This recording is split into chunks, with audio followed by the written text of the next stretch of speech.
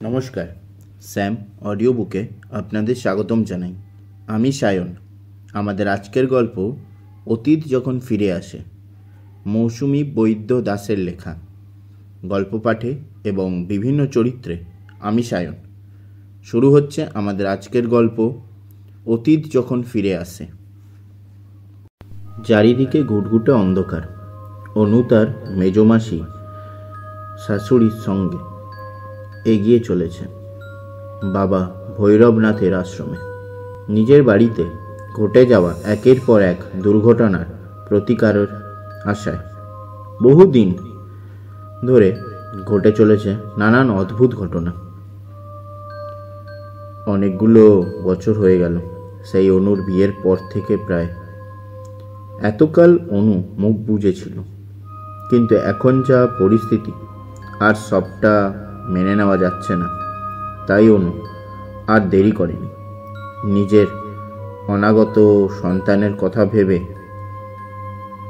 একেই উড়িষ্যাগামী বাসে চেপে পৌঁছে গেছে তার মেজমাসি শাশুড়ির বাড়ির উদ্দেশ্যে। কারণ প্রথম থেকেই সব ঘটনা তারা জানে। মাসি ওকে সাহস জুগিয়েছে যাতে সমস্যার সমাধান হয়। আজ সকালেই অনু এসে পৌঁছেছে মাসির বাড়ি, ওর মেজমাসি শাশুড়ির বাড়ি।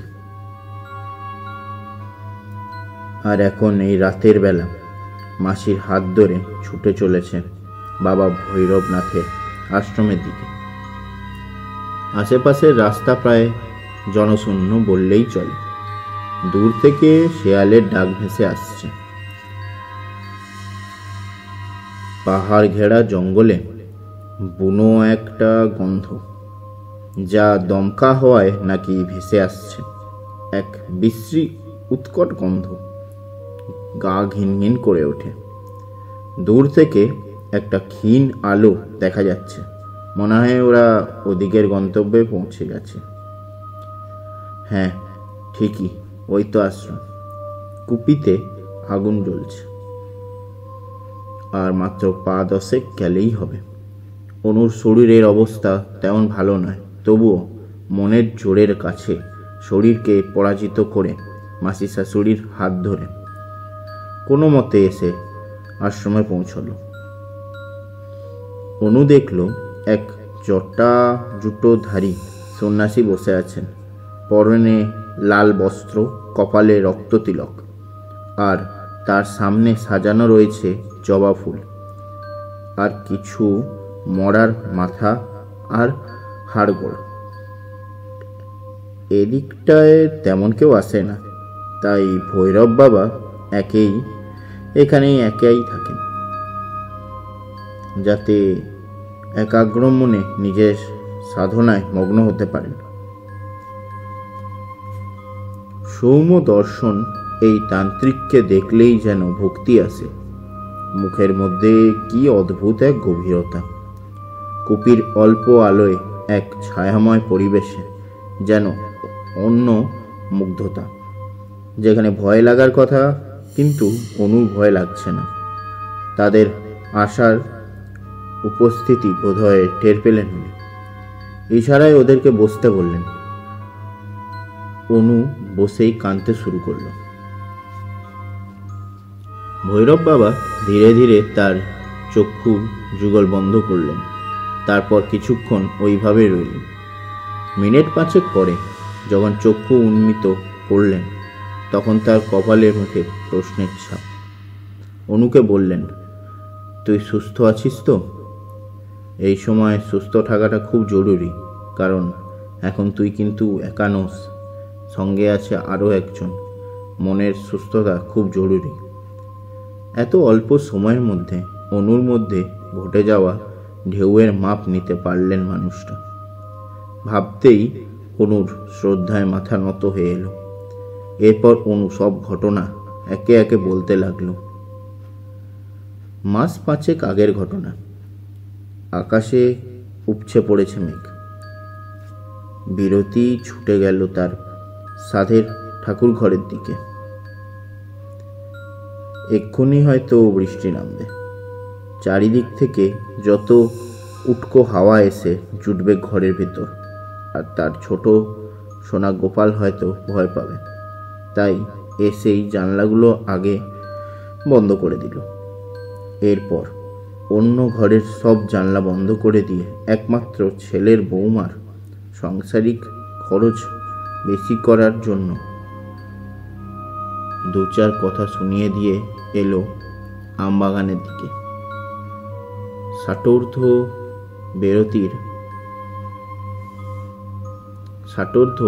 রেবতীর এখনো ঝরে আম কুড়োতে বেশ লাগে। প্রায় কেজি 2 আম আঁচলে কুড়িয়ে ফেরার পথে ভীষণ বৃষ্টি শুরু হলো। উপায়ন্তর না করে রেবতী আশ্রয় নিল মালির জন্য করা ওই ছোট্ট ঘরটার ভিতরে। পরিমলবাবু এই জায়গাটি কিনেছিলেন।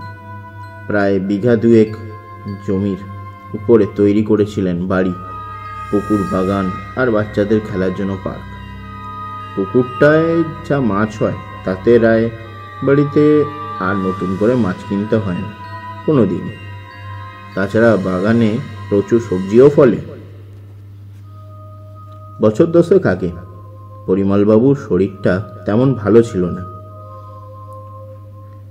বলেও ছিলেন রেবতীকে। কিন্তু তার কথায় রেবতী দেবী বিশেষ গুরুত্ব দেননি। একদিন অফিস থেকে ফেরার পথে হঠাৎই একটা অ্যাটাক হয়।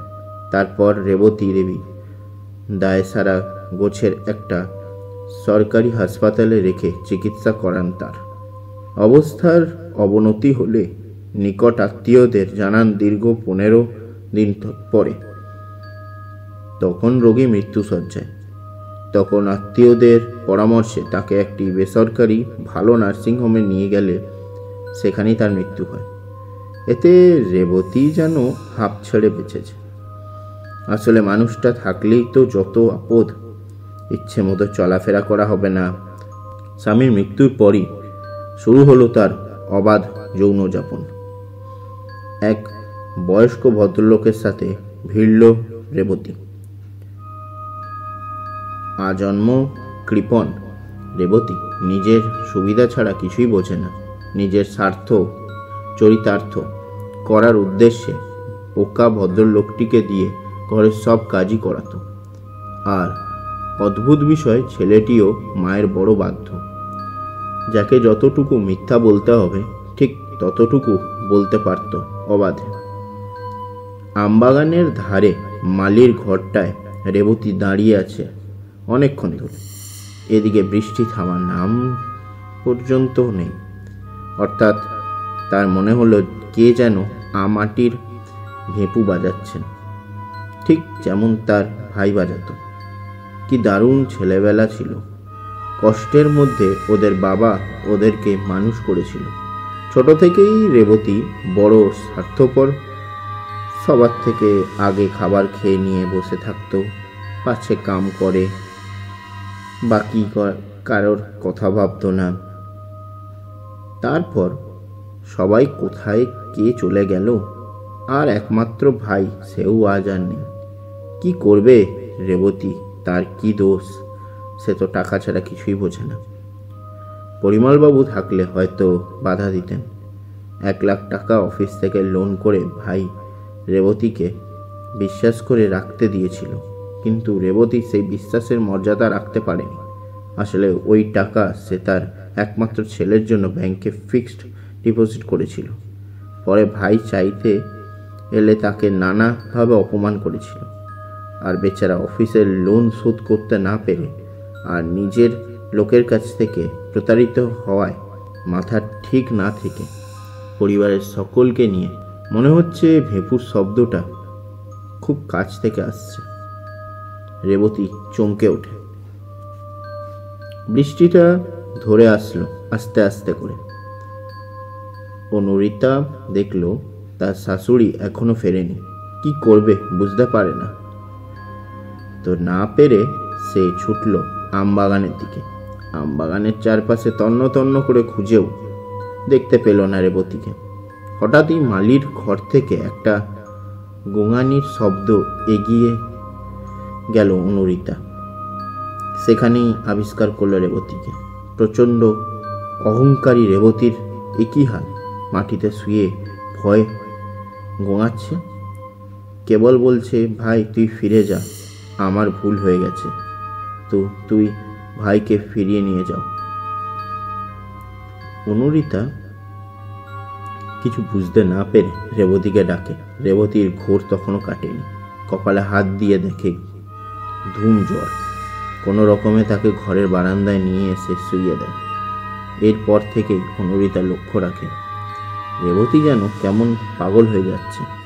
সব সময় আয়নার সামনে দাঁড়িয়ে কি যেন বিড়বিড় করে।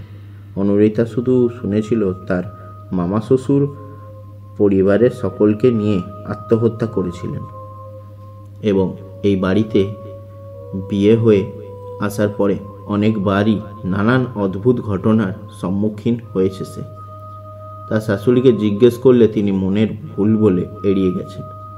তার আসল কারণ সে জানত না। একদিন প্রবালের সাথে এ বিষয়ে কথা বলতে গিয়ে আংশিক ঘটনা জানতে পারে। প্রচণ্ড কৌতূহল থাকলেও প্রবাল সেদিন সব সত্য ঘটনা অনুকে জানায়নি। এরই মধ্যে একটা ঘটনা ঘটে। অনু যখনই ঘরে একা থাকে কাদের যেন উপস্থিতি বুঝতে পারে।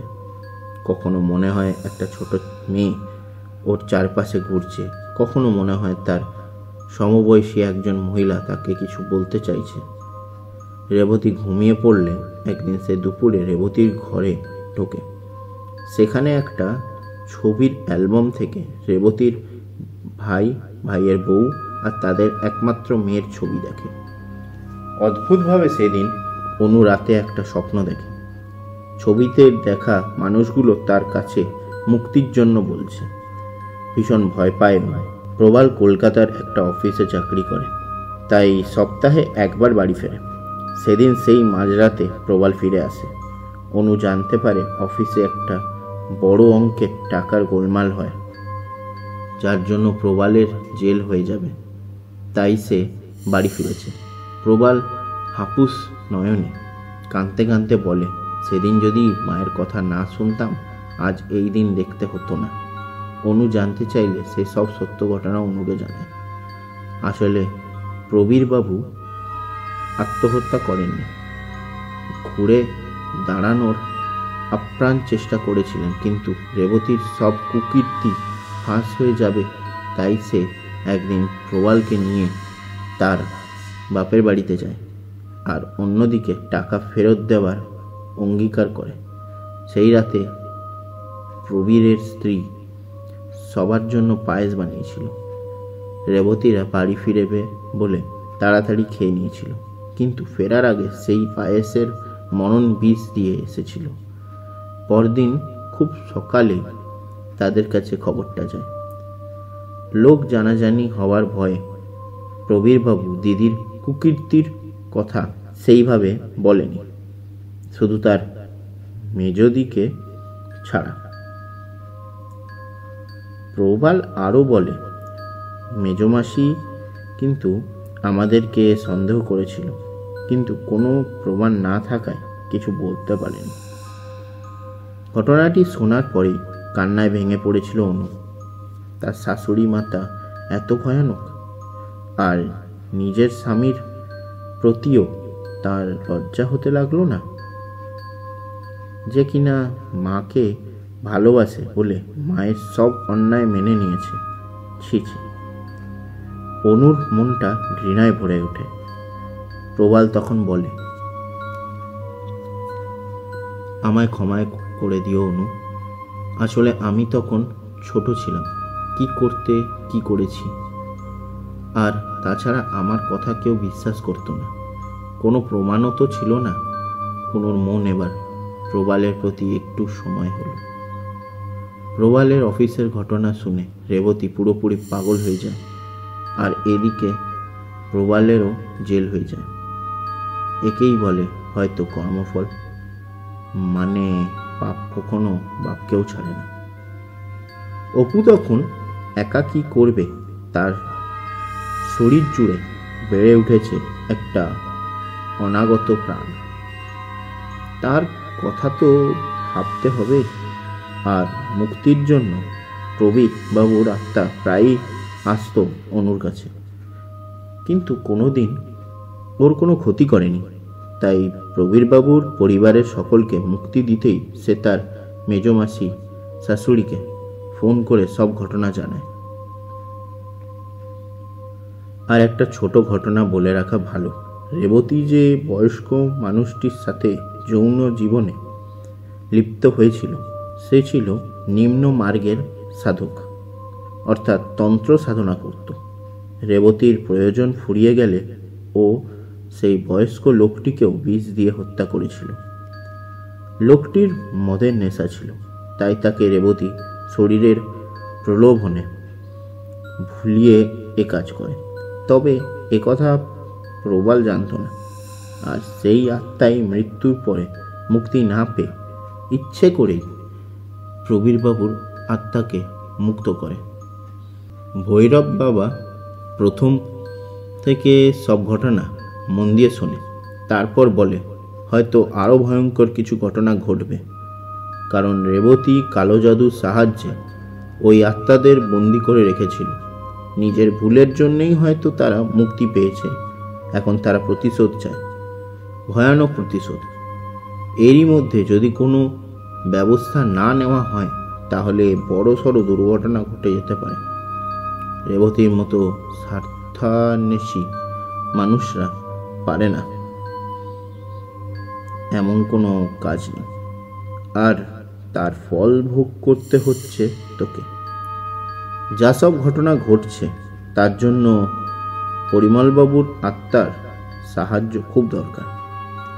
তাকেও রেবতী বন্দি করে রেখেছে।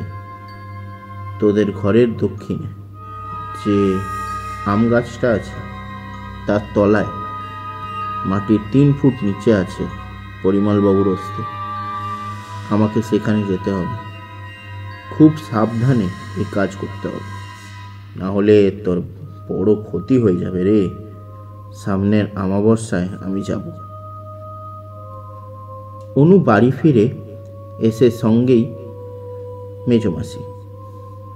দিন কিনতে লাগলো অমাবস্যার জন্য। এদিকে বাড়িতে নানান সব অদ্ভুত ঘটনা ঘটেই চলেছে। কি করবে কিছুই বুঝতে পারছে না। অবশেষে ফিরল সেই অমাবস্যার রাত। প্রায় সন্ধ্যা হতে চলল, কিন্তু ভৈরব বাবা দেখা নেই। অনু অস্থির হয়ে পড়ল। নিজের ভারী শরীরটাকে নিয়ে বাইরে পায়চারি করতে লাগলো। মেজমাসি পুজোর আয়োজনে ব্যস্ত ছিল। মা বাবা মরা মেয়েটির প্রতি দুর্বল হয়ে পড়েছিল প্রমীলা, অর্থাৎ প্রবালের মেজমাসি। তাই মেয়েটির আসন্ন বিপদে তিনি তার পাশে এসে দাঁড়িয়েছিলেন। হঠাৎ করেই বজ্রবিদ্যুৎ সহ বৃষ্টি শুরু হলো। চারিদিকে ভয়ানক অন্ধকারে ঢেকে গেল। এই আকাশে তারা ভর্তি ছিল। এ যেন কিসের অশুভ সংকেত। এরই মধ্যে অনু লক্ষ্য করল ভৈরব বাবা এগিয়ে আসছেন হাতে কমণ্ডল নিয়ে। অনু একটু অপ্রস্তুত হয়ে পড়ল। ভৈরব বাবা তো বলেছিলেন একা আসবেন না, সঙ্গে তার সহকারীকে আনবেন। তবে উনি একা কেন? ভৈরব বাবা সামনে আসতেই অনুর যেন কেমন ঠান্ডা লাগতে লাগলো। তবুও অনু মনে খটকা নিয়ে ওনাকে নিয়ে ভিতরে গেলেন। সেখানে আর এক কাণ্ড। সারা মেঝেতে পুজোর জিনিস ছড়িয়ে আছে, সব যেন কে লণ্ডভণ্ড করে দিয়ে গেছে। আর প্রমীলা দেবী অচেতন অবস্থায় পড়ে আছে। ভৈরব বাবা মুখে যেন বিদ্যুতের ঝিলিক লেগে গেল। মুচকি হেসে তিনি বললেন, যা বোঝার বোঝা গেছে, এক্ষুনি পুজোয় বসতে হবে।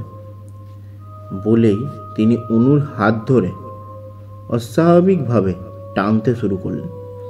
এবার অনুর বুঝতে বাকি থাকে না উনি আসলে ভৈরব বাবা নন, ওনার ছদ্মবেশে অন্য কেউ। অনুর চোখের সামনে সেই ভৈরব বাবার মুখ বদলে গেছে।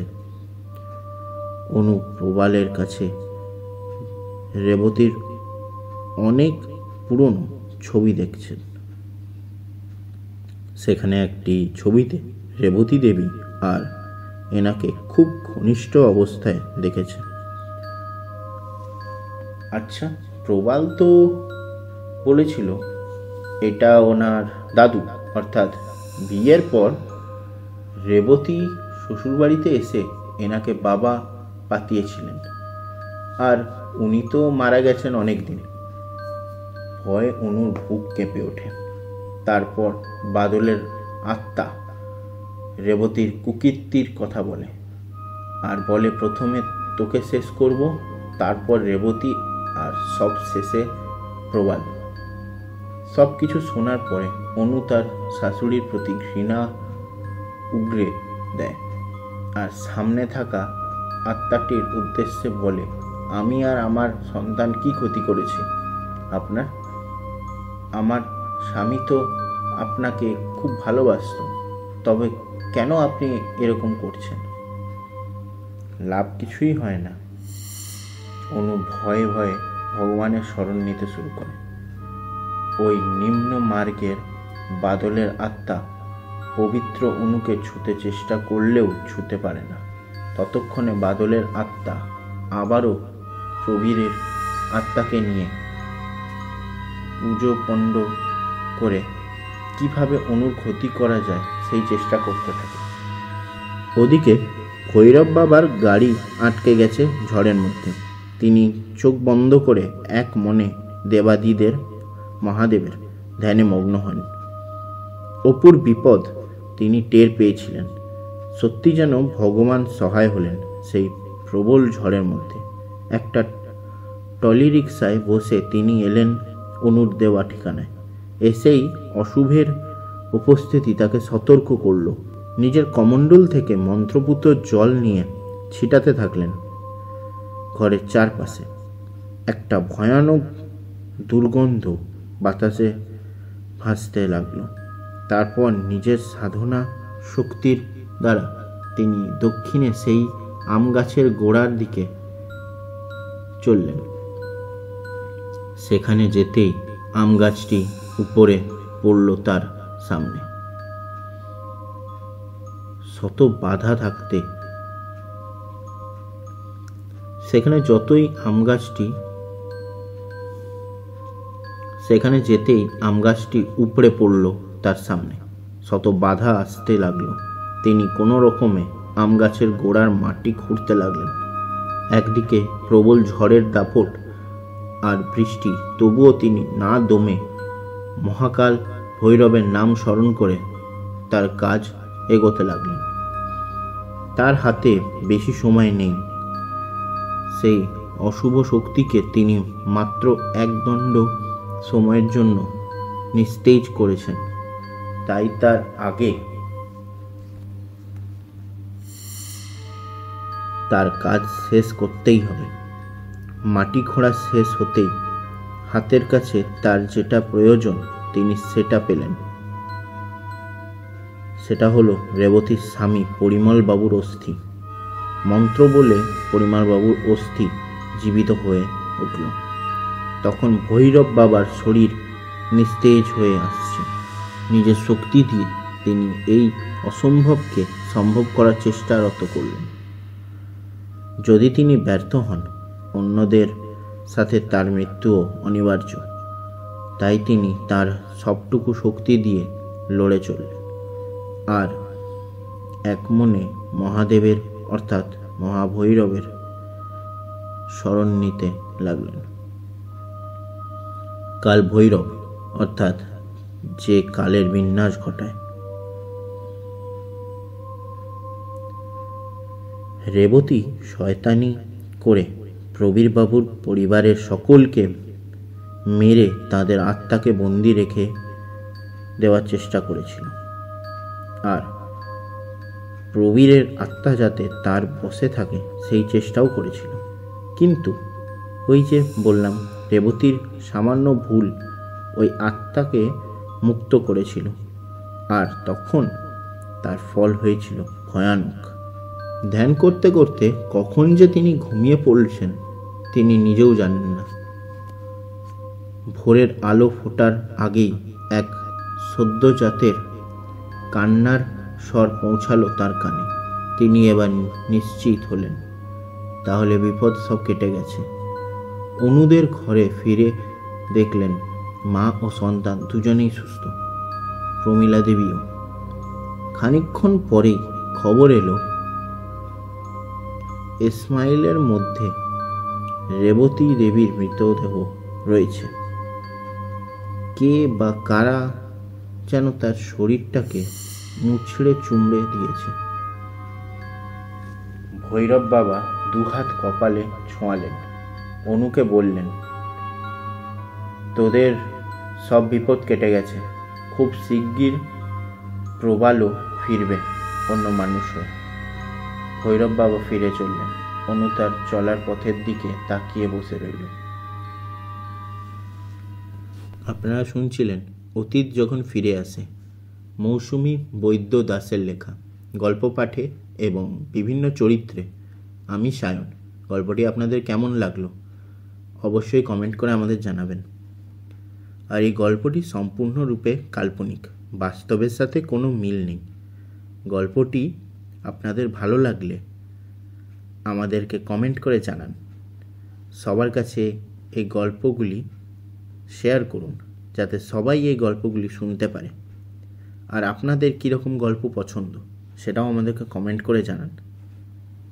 তাহলে আজকে এখানেই শেষ করছি। আগামী সপ্তাহে আরেকটা নতুন গল্প নিয়ে আমরা প্রস্তুত হব। ততদিনের জন্য ভালো থাকবেন, সুস্থ থাকবেন, গল্প শুনবেন, গল্প শোনাবেন, গল্প লিখবেন, গল্প পড়বেন। ধন্যবাদ।